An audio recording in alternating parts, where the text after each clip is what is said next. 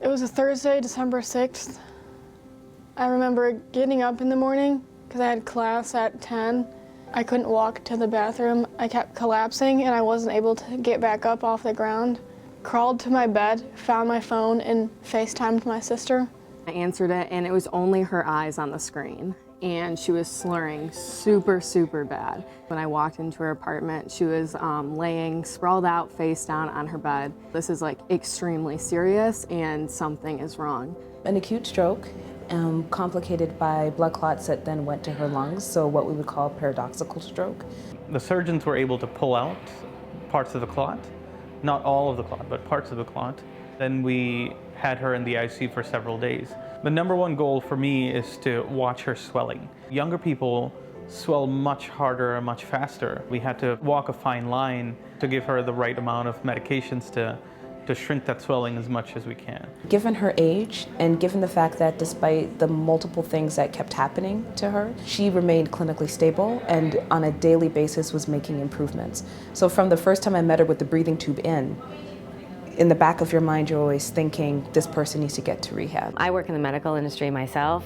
Watching what's happened from Spectrum to Mary Free Bed has made me want to be a better clinician in terms of balancing clinical knowledge with compassionate care. She had a feeding tube in, which meant she couldn't swallow, she couldn't eat normal foods, and she couldn't take her medications as normal. Those basics of eating, drinking, toileting, just a lot of that basic care for her was really important. I remember the first 2 days when we walked, I had to completely stabilize her knee so it won't collapse when we walked. I was on a stool next to her.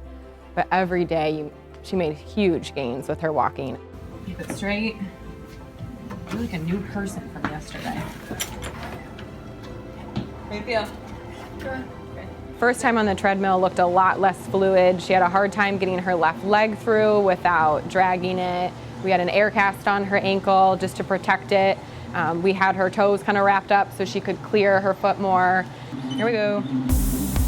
I like to be challenged and I think that's really cool. The first day I got here I could barely move, but they're like, you're walking down the hall today.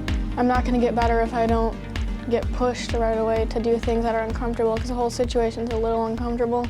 We're doing really challenging things that I don't normally get a chance to work on with somebody while they're inpatient at Mary Free Bed, so that's been really fun.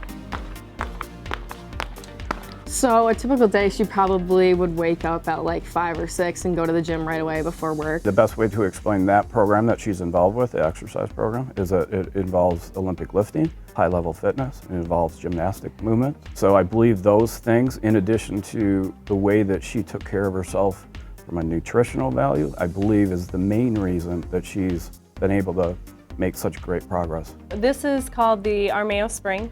So it's an exoskeleton for the arm. It just helps lift the arm a little bit, kind of like you're floating in a pool to make the movement seem a little bit easier.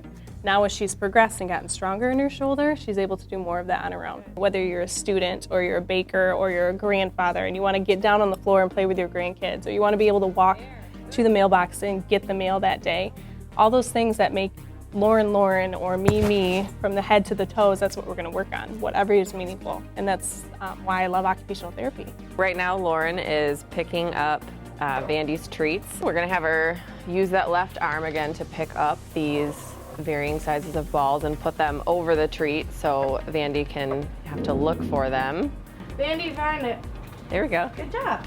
She's standing and she's supporting the tin in between her legs so it doesn't shuffle around for Vandy. She's a student, she's 21. She has a long life to live with big dreams, and they had big goals.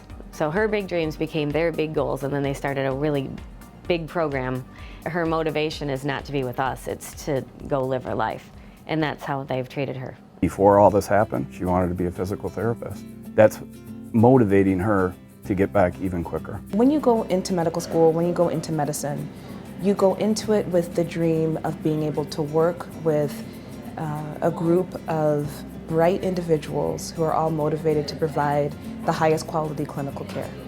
And I think what we're seeing here with this collaboration is that in effect. To be able to do that speaks volumes of the clinicians, the providers, and the therapists who make this work happen. I think it's really interesting what you can retrain yourself to do if you want to.